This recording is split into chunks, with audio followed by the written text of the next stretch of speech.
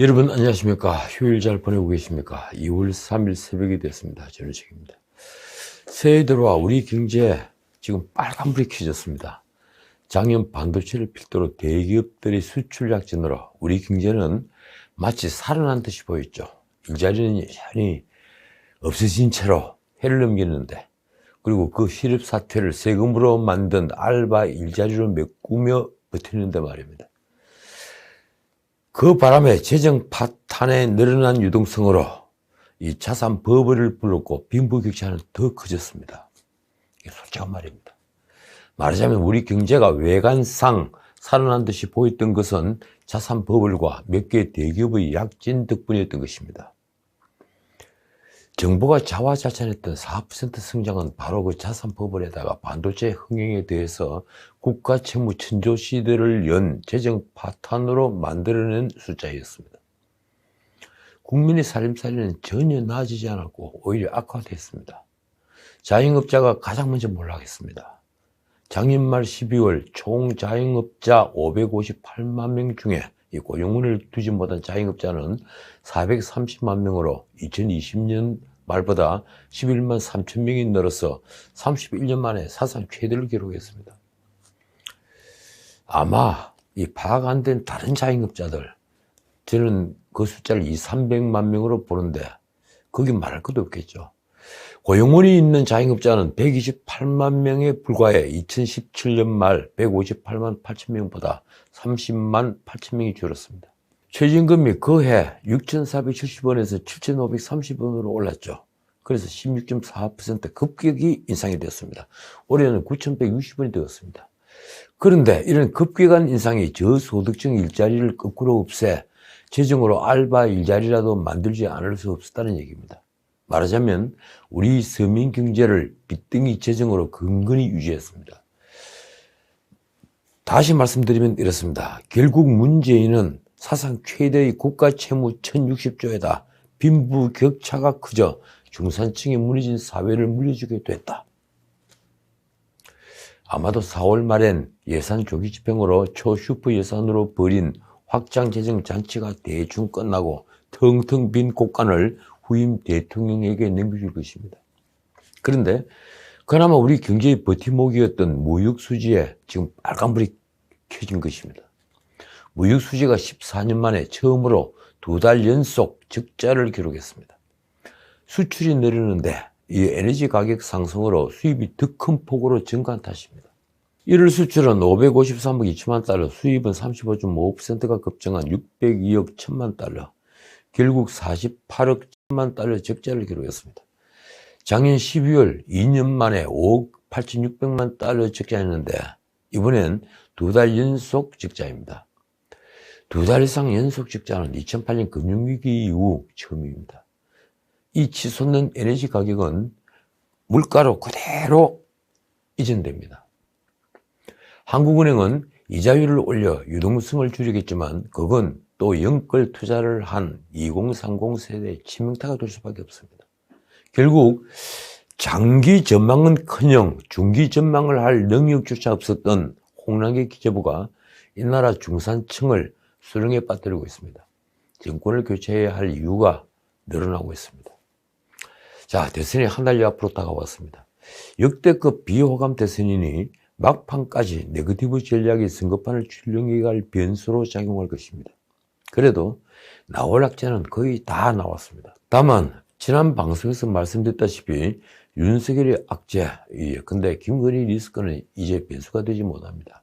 그러나 대장동 게이트, 성남FC 후원금 의혹 등 이재명의 악재는 현재 진행형입니다.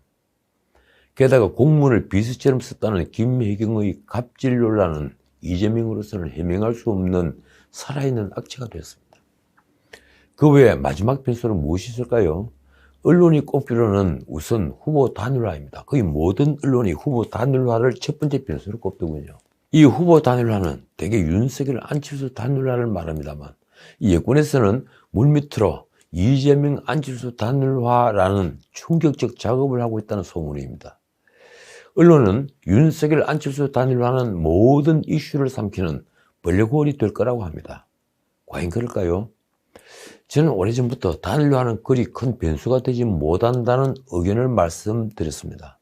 이번 대선은 정권 교체가 마치 시대 정신처럼 되어 있기 때문입니다.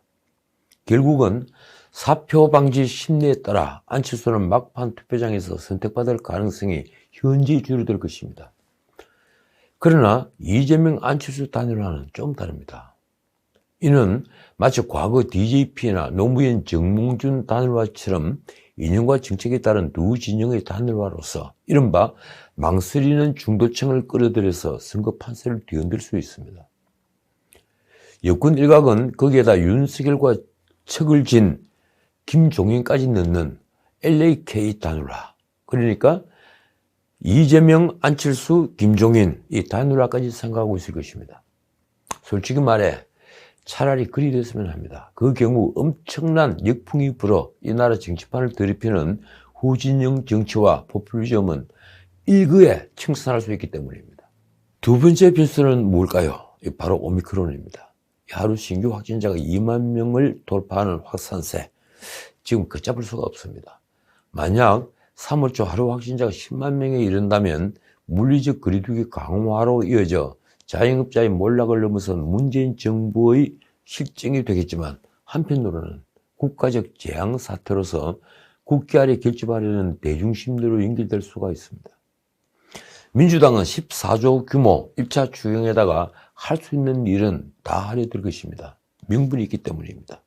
거기에다 엄청난 투표 외면 사태를 부를 수도 있습니다. 자, 세 번째 변수는 4일 개막하는 베이징 올림픽입니다. 20일까지 벌어지는 올림픽은 대선 공식 선거운동 기간과 겹칩니다. 올림픽은 애국심이 가장 고조되는 이벤트죠. 그리고 성적이 좋으면 국정 지지도가 함께 상승합니다. 문제는 이번 베이징 동계올림픽과 대중의 반중 감정입니다. 지금 대중이 가지고 있는 반중 감정은 다분히 문재인이 보여온 중국에 대한 굴신적 태도에 기인한 바가 큽니다. 윤석열은 의도하지 않았지만 그 반중 감정에 사실 불을 찔렀습니다. 1월 30일 페이스북에 사드 추가 배치, 이걸 공약으로 내걸고 외국인 건강보험 급여 지급자 중에 상위 10명 중 8명이 중국인이라고 밝힌 것입니다. 실제 그 8명은 모두 피보험자였습니다. 이재명은 2월 2일 SNS에 외국인 혐오 조장이라고 맞받았습니다. 민주당 선대위 관계자는 2030의 반중 감정을 자극하여 이 민주당을 친중으로 몰고 가려는 움직임이라고 비판했습니다. 네 번째 변수는 바로 박근혜 전 대통령의 메시지입니다. 박 대통령은 건강 문제로 2월 중순에야 퇴원할 것으로 알려졌습니다. 선거 3주일 전에 막바지 대선 전국에 이 박 대통령의 3일 후 일성이 예고되어 있는 것입니다. 이 메시지는 대한민국을 위해 할 말을 하겠다는 그 선을 지키겠지만, 그 내용에 따라 TK 등 영남권은 물론 보수층에 엄청난 영향을 미칠 것입니다. 거기에는 박 전 대통령에게 씌워진 죄의 기준을 따진다면 현재 문재인 권력도 자유롭지 못하다는 대중의 판단도 깔려 있습니다. 만약 박 전 대통령이 정권 교체에 힘을 싣는 메시지를 낸다면 윤석열은 최대 약점인 박근혜 구속 책임론에서 벗어나서 지지율 상승세가 엄청난 탄력을 받을 겁니다. 그러나 만에 하나라도 윤석열이나 국민의힘에 부정적인 의중을 내비치면 일부 강성 보수층을 중심으로 탄핵 책임론이 불거지면서 윤석열은 또 한 번의 고비를 맞게 됩니다. 박 전 대통령이 침묵할 때도 마찬가지입니다. 이 경우 강성 지지자들에겐 그 침묵이 윤석열에 대한 거부감으로 받아들일 수도 있을 것이고, TK의 표심은 요동칠 수가 있습니다. 박 전 대통령은 옥중서신을 모은 책 그리움은 아무에게나 생기지 않습니다라는 책에서 이 과거사에 대한 용서의 뜻을 밝혔다고 합니다. 저는 읽어보지 못했습니다. 과연 박근혜 대통령은 어떤 선택을 할까요? 자, 오늘로서 대선은 이제 D-35, 딱 35일이 남았습니다. 솔직히 말씀드려 대선 판세는 이미 기울었습니다. 이건 제 판단입니다. 작년 12월 말 윤석열 캠프가 자중질환을 일으키면서 벌어진 2강 1중 판세가 다시 2강 2약으로 돌아가는 추세가 완연하기 때문입니다. 그렇습니다. 대선이 가까워질수록 정권교체 열망이 결국은 대선의 승패를 가를 최대 요인이라는 게 뚜렷해지고 있습니다. 거기에는 여권이 엄청난 네거티브에도 불구하고 윤석열에 연관된 김건희 리스크니 보수를 괴멸시킨 원재론이니 그리고 통치권자로서 내공이 부족하다는 자질론이 이제 힘을 잃고 있다는 분석이 자리하고 있습니다. 윤석열은 여전히 반문의 아이콘, 문재인이 총체적 국정 실패의 대안이 되어 있는 겁니다. 반면 이재명의 도덕성에 대한 의심은 오히려 증폭됐습니다. 그가 솔직하지 못했기 때문입니다. 그러니 대장동 게이트에다 형수에 대한 욕설 그리고 해경군 김씨라고 인구에 회자된 김혜경 리스크도 여전히 살아있습니다. 더군다나 성남FC 후원금 의혹 그리고 김혜경 갑질 논란이 터졌습니다. 말하자면 저 민주당이 내세웠던 후보 자질론은 고스란히 부메랑이 된 것입니다. 윤석열은 이제 반문 정서 확산을 통해 보수층을 결집시키려고 할 것입니다. 말하자면 조국 사태와 내로남불로 각인된 문재인 정권을 규탄하는 것만으로도 그는 승세를 굳힐 수 있게 되었습니다. 지난 1월 21일 이재명이 자영업자 손실보상 목적으로 35조 원 재원 조달을 위한 후보 회동을 제안했죠. 후보들 다 모여서 의논을 하자. 그런 일이 벌어졌으면 그 공은 오롯이 이재명에게 갔을 겁니다. 그런데 윤석열은 이 자신은 50조 원의 구체적 용서까지 다 냈다. 이 제대로 된 추경안을 여당이 대통령을 설득해서 가져오라는 것이라며 그 이재명의 제안을 거부한 게 바로 그런 때문입니다. 자, 그러면 대선 구조가 양자 구도로 간 여론조사를 하나만 보겠습니다. 설날 연휴 동안 나온 사실은 유일한 여론조사입니다. 데일리안이 의뢰 여론조사 공정이 1월 29일 실시에 1일 발표한 정례 여론조사입니다. 윤석열 43.5%, 이재명 38.1%, 안철수 7.8%. 윤석열이 이재명을 오차범위 아닌 5.4%포인트 앞섰습니다. 윤석열은 지난주 직전 조사 대비 2.5%포인트가 올랐고 이재명은 0.2%포인트가 내렸습니다. 윤석열이 상승세는 계속되고 이재명은 박스권에 갇혀 있는 겁니다. 안철수에게 갔던 정권교체 열망이 다시 윤석열에게 돌아간 결과입니다. 여론조사를 맡은 공정은 이렇게 풀이했습니다. 이 안철수의 지지율은 최고점을 찍은 직후 지속적으로 하향 곡선을 그리는 반면에 이재명은 정체, 윤석열 후보는 반등을 시작한 것으로 보인다. 말하자면 3자 대결 구도에서 다시 양자 대결 구도로 회귀하고 있다는 겁니다. 공정은 이재명의 지지율 정체 이후로 성남FC 후원금 의혹, 아들 국군 수도병원 특혜 입원 등이 발목을 잡고 있는 것이라고 진단했습니다. 이번 조사에서 정권교체에 대한 응답은 54.4%, 정권 연장 의견은 38.2%로 그 차이는 16.4%에 달합니다. 대개 여론조사를 하면 평균치가 이렇습니다. 이 정권교체를 원하는 응답자에게 다시 야권 단일 후보로 누가 좋은가를 물었는데 73.7%가 윤석열 그리고 16.8%가 안철수였습니다. 자, 그 문제의 김혜경 갑질 논란 이 후속 기사가 나왔습니다. 먼저 이재명 경기지사 시절 부인 김혜경이 종합병원을 방문할 때 도청 공무원이 코로나 문진표를 대리 작성했다는 보도가 있었습니다. 채널A가 한 후속 보도인데 도청 비서실 소속 7급 공무원 A씨는 작년 4월 5급 배모의 지시로 김혜경의 병원 방문 문진표를 3차례나 대신 작성해서 출입 허가증을 받았다는 폭로입니다. A씨는 또 김혜경이 처방받은 약을 대신 받아 전달하고 아들이 퇴원 처리도 도맡았다고 합니다. 지난 방송에서 말씀드린 대로 이 배모는 이를 허위 사실이라고 부인하면서도 A씨에게 잘못했다며 사과하고 싶다는 문자 메시지를 보냈죠. 이른바 황제의전인데 이 갑질 논란이 계속되고 있는 것입니다. 국민의힘은 황제의전을 국민께 즉시 사과하라며 이렇게 비판했습니다. 약 대리 처방, 음식 배달, 아들 퇴원 수속 등 공무원들을 종 부리듯 한 것에 대해 이재명 부부와 민주당의 침묵이 계속되고 있다. 코로나 방역 수칙을 지키느라 자영업자들은 생업까지 위협받고 있고 의료인들은 자신과 가족의 생명과 안전을 걸고 사투를 벌이는데 이 김혜경은 병원 출입 시 방역법과 방역 지침도 아랑곳하지 않는 백성들이 상전이었다는 것입니다. 이재명 부부가 탄차 앞을 지나간 7급 공무원에게 그 A 모 씨에게 배 모 사무관이 생 지나갔다며 내가 지금 이재명이랑 김혜경을 모시는 마음이 돼 있는지부터 장착을 하라.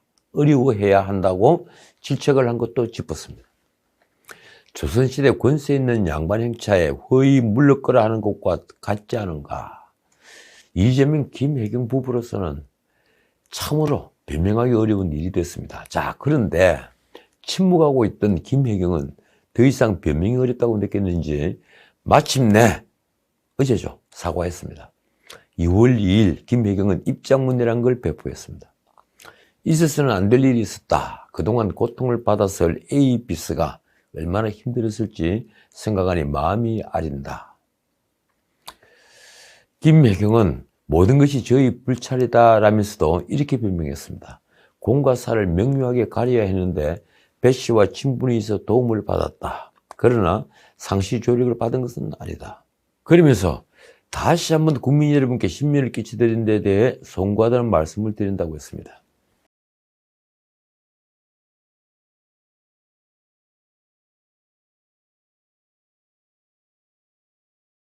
성남시장 때부터 이 경기도지사까지 공무원의 신분이 되어서 김혜경을 보필했던 배모도 이 별도의 입장문을 냈습니다.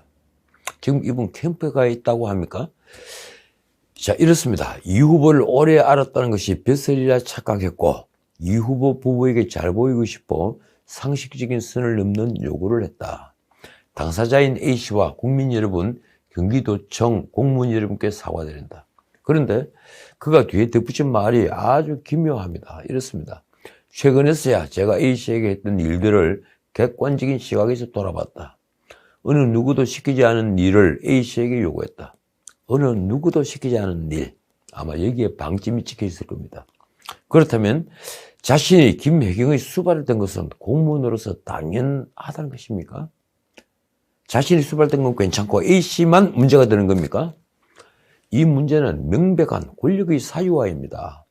지난 방송에서 말씀드렸다시피 이재명 부부가 몰랐을 리가 없는 일로서 단순히 몇 차례의 과잉의전이 아니라 공과 사를 구분하지 못한 명백한 불법행위입니다. 국민의힘은 이재명 부부가 지시한 적이 없고 공무원이 과잉 충성했다는 식의 해명은 꼬리 자르기 궤변이라고 비판했습니다. 자, 한 가지 재미있는 에피소드가 있습니다. 이재명은 지난 1월 19일 동작구의 경로당을 찾아 노인들이 애로상을 들은 뒤에 이렇게 말했습니다. 대한민국이 전 세계가 인정하는 선진국이 된 것도 다 어르신들이 힘겹게 있으신 덕분이다. 저희가 잘 모시겠다. 매일경제가 우리가 과연 선진국인지를 1월 28일자에 짚었습니다. 먼저 선진국은 무엇으로 정의될까요? 경제가 고도로 발달해 다양한 산업과 복잡한 경제 체계를 갖춘 국가가 일반적인 정의입니다. 그런 정의에는 무엇보다 민주주의가 성숙되어 권력 분립과 함께 민주적 통제가 행해지고 그리고 인권이 광범위하게 확보된 사회인 것이 전제 조건일 것입니다. 우선 우리나라의 1인당 GNI는 얼마일까요? 기획재정부가 발표한 2022년 경제 전망은 장인 1인당 GNI는 3만 5천 달러에 달할 것으로 추산합니다. 1인당 GNI가 3만 달러를 넘어선 것은 2017년 3만 1,734달러가 처음입니다. 아마도 기재부의 추산은 맞을 겁니다. 이 세금으로 소득을 왕창 늘려서 재정을 그만큼 황폐화시켰지만 말입니다. 어쨌든 이런 추세가 이어지면 우리는 오는 2027년이면 1인당 GNI가 4만 달러를 달성하게 됩니다. 매일경제가 이 4만 달러를 선진국의 기준으로 삼은 것은 바로 서구 여러 선진국들로 분류된 나라들이 지난 23년 동안 코로나로 추락은 했지만 과거에 이미 4만 달러를 넘었던 기록을 다 가지고 있기 때문입니다. 매일경제는 그 외에도 출산율, 정치, 사회적 갈등을 들면서 아직 선진국이라고 보기 어렵다고 했습니다. 다만 인터넷 사용자 비율이나 GDP 대비 R&D 비율 등 기술 혁신 분야에서는 주요 선진국에 뒤지지 않는 우위를 점하고 있다고 봤습니다. 그런데 미디어 오늘은 이 기사를 혹독하게 비판했습니다. 국제 기준에 따르면 한국은 이미 선진국이라는 것입니다. 아마 문재인 정부를 깎아내리는 게 미웠을 겁니다. 그런데 미디어 오늘이 내놓은 2020년 GNI 자료는 코로나로 인해 서구 선진국들이 4만 불 이하로 추락을 한 바로 그 수치입니다. 어쨌든 저는 우리가 선진국이라는 데 동의하지 않습니다. 경제와 인프라는 선진국 반열에 올랐다고 할 수 있을지 모르겠습니다. 그런데 아직 성숙한 민주정을 구현하지 못하고 있기 때문입니다. 모든 문민 정부들이 실패하고 역대 대통령들이 모두 비참한 말로를 맞는 나라, 무엇보다 대통령이라는 직업이 최악의 직업이 된 나라가 선진국이 될 수는 없습니다. 대통령이 국격을 무너지게 하는 나라가 선진국은 아닙니다. 자, 오늘은 여기까지입니다. 이집트의 K9 자주포 수출 계약이 성사됐습니다. 그러자 청와대가 문 대통령의 빈손 전략이 주요했다면서 숟가락을 얹었습니다. 국민소통수석이죠. 이 박수현은 일 페이스북에 이렇게 썼습니다. 대통령은 기업의 손해보다 차라리 빈손 귀국이라는 비판을 택했다. 참 놀라운 충성입니다. 솔직히 K9 자주포 수출을 자랑해서는 안 됩니다. 헐값인데다가 이 수출입은행에서 대금 대부분을 대출해 준다고 합니다. 그리고 물량의 상당량을 현지에서 생산하는 조건의 계약은 솔직히 취직이 아닙니다. 그건 억지 수출에 불과합니다. 실상을 안다면 이걸 밀어붙인 문 대통령에게 박수 칠 국민은 없을 것입니다. 그것보다는 당장 우리에게 위협이 된 북한 미사일에 대한 대응 방침을 고민해야 할 때입니다. 대통령이라는 자리는 임기가 닿을 때까지 국민의 생명과 재산을 보호하고 국가의 계속성을 책임져야 하는 자리이기 때문입니다. 지금까지 전은식이었습니다.